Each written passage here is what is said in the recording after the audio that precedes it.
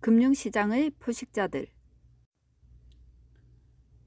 상장사는 영원하지 않다. 제조업은 환율 리스크가 크다. 환율은 국가 및 글로벌 차원에서 진행되는 것이므로 경영자가 다스릴 수 없는 영역이다. 대응만이 있을 뿐이다. 그렇기에 투자 실패나 도산 리스크를 감내하고서라도 도약하여 전환점을 마련해야 한다. 도약을 위해 임원은 두 가지 선택을 할 수 있다.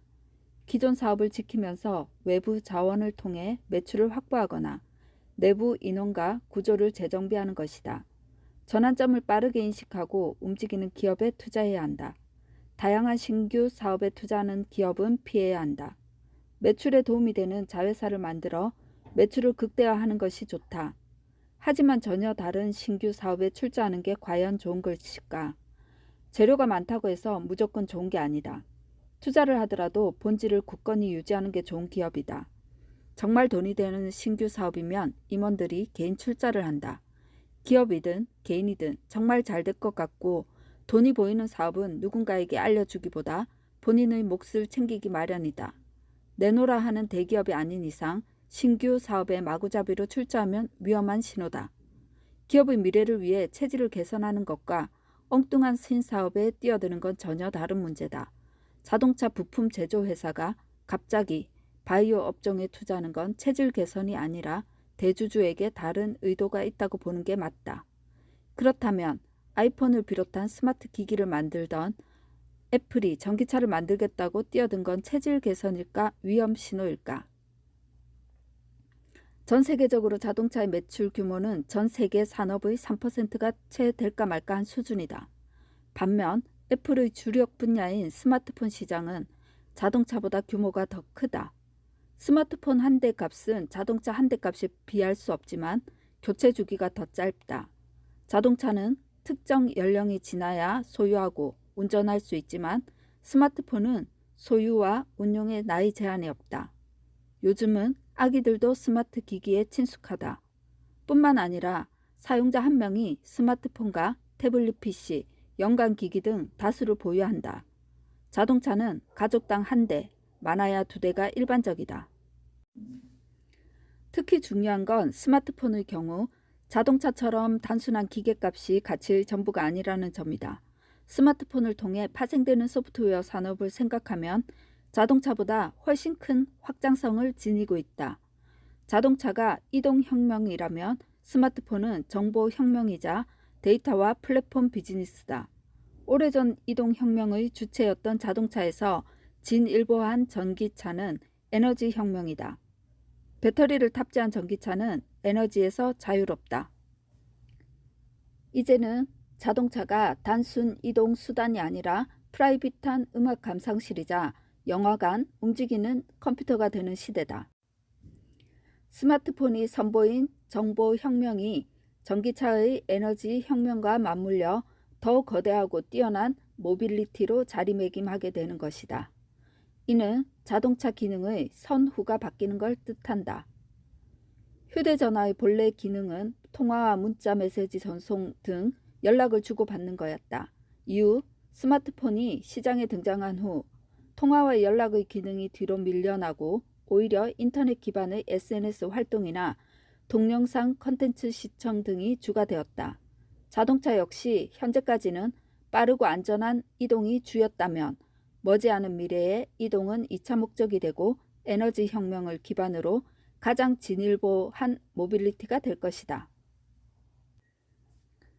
애플이 애플카를 통해 전기차 시장에 뛰어드는 것.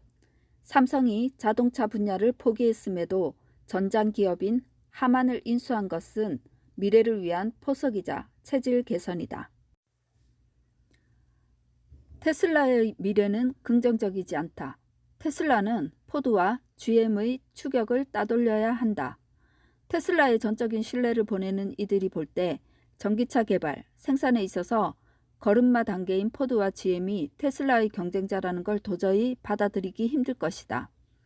하지만 미국의 상징과도 같은 자동차 회사인 포드나 GM이 전기차를 양산하면 판은 어떻게 바뀔까?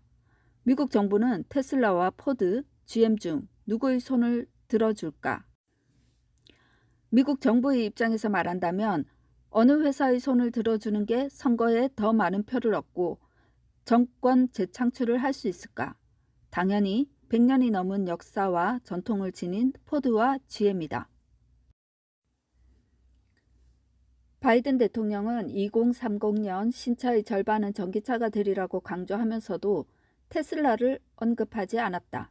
실제로 대선 공약인 기후변화 대응과 기술 경쟁력 강화에 의거해 전기차 시대를 선언한 백악관 행사에 미국의 전통적 자동차 기업, 이른바 디트로이트 빅3의 최고 경영자는 참여했지만 일론 머스크는 초대조차 받지 못했다.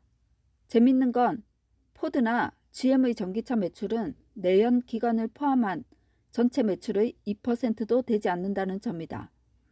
포드가 내연 기관차 98대를 팔 때 전기차 한 대를 겨우 팔까 말까 하다는 얘기다. 심지어 크라이슬러의 모 회사인 스텔란티스는 전기차를 팔고 있지도 않다. 반면 테슬라는 미국 내 전기차 판매량의 74%를 차지하는 실질적인 독점 기업이자 전기차의 상징적 존재라고 할 법하다. 상황이 이렇다 보니 일론 머스크 역시 백악관의 테슬라 패싱에 대해 트윗을 통해 불편한 심기를 숨기지 않았다. 테슬라는 일론 머스크의 반노조 성향과 독재자적 기질 때문에 빠르게 발전할 수 있었지만 그렇기 때문에 독점적인 지위에도 불구하고 백악관에 초대받지 못했다. 백악관에 초대된 디트로이트 빅3는 미국 최대 자동차 노조인 전미 자동차 노동조합에 속해 있다. 전미 자동차 노동조합은 대선 당시 바이든을 지지했다. 결국 바이든은 자신의 친노조 성향을 노골적으로 드러내며 중간 선거에서 승리, 백인 노동자와 유권자를 끌어오려는 계산을 하는 것이다. 포드나 GM이 전기차 기술에서 테슬라와 비교할 수 없는 수준이라는 건 포드와 GM 스스로도 잘 알고 있다. 그러나 포식자의 정점에 있는 건 정치 권력이다. 정부가 공식적으로 지지하고 대통령이 방문해 힘을 실어주는 기업이라면 뒤떨어진 기술력에도 불구하고 테슬라에게 충분한 위협이 될 수 있다. 테슬라는 후발주자에게 역전당할 여지가 많다. 시간의 문제일 뿐 테슬라만이 할 수 있는 것을 곧 다른 자동차 업체도 구현할 것이다. 벤츠나 BMW의 헤리티지와 노하우를 테슬라는 가져올 수 없지만 전기차의 노하우는 경쟁자들이 가져갈 수 있다. 성장주와 기술주는 혁신 아이콘이라는 이미지를 먹고 산다. 자동차 생산량과 자동차 기업의 시가총액은 비례하지 않는다. 테슬라는 오너리스크와 함께 혁신 아이콘 지위까지 위태롭다. 성장주나 기술주는 기업이 보유한 기술이 보편화될수록 성장주로서의 기대가 거품이 되어 꺼지기 시작한다. 테슬라의 독점적 지위는 바이든 행정부의 지지를 입은 포드나 GM 이외에도 폭스바겐 그룹, 현대차 등의 참전으로 점점 위협받고 있다. 이미 유럽에서는 폭스바겐이 테슬라를 밀어내고 전기차 점유율 1위를 차지했다. 중국에선 GM이 1위다. 미국에서도 GM과 포드가 추격하고 있다. 심지어 국내에서도 전기차 브랜드 선호도 조사에서 현대차에 테슬라가 밀린 상황이다. 일론 머스크의 예측 불가한 언행도 문제인데 우리나라 투자자들의 테슬라 사랑도 식어가는 모양새다.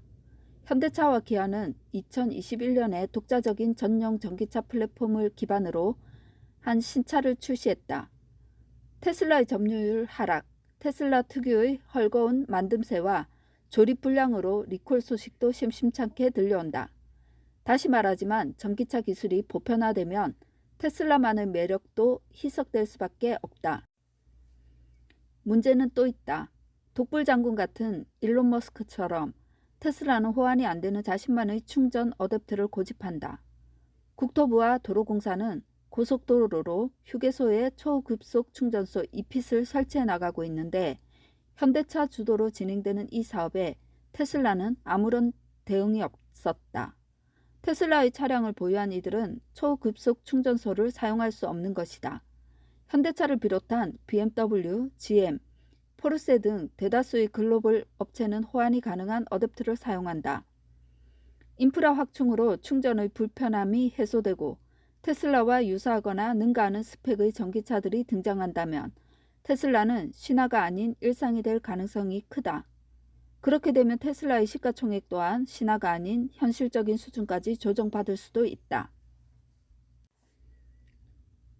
테슬라는 다른 IT 기업, 여전히 성장주와 기술주로 분류되는 기업 대비 반노조의 성향을 지니고 있지만 자동차 산업이라는 태생적인 약점을 안고 있다.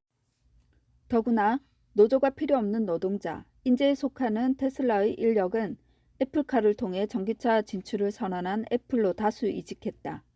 인재가 빠지면 빠질수록 대체 가능한 노동자만 남게 된다. 테슬라는 안팎으로 많은 도전과 위협을 받아들여야만 하는 입장이다.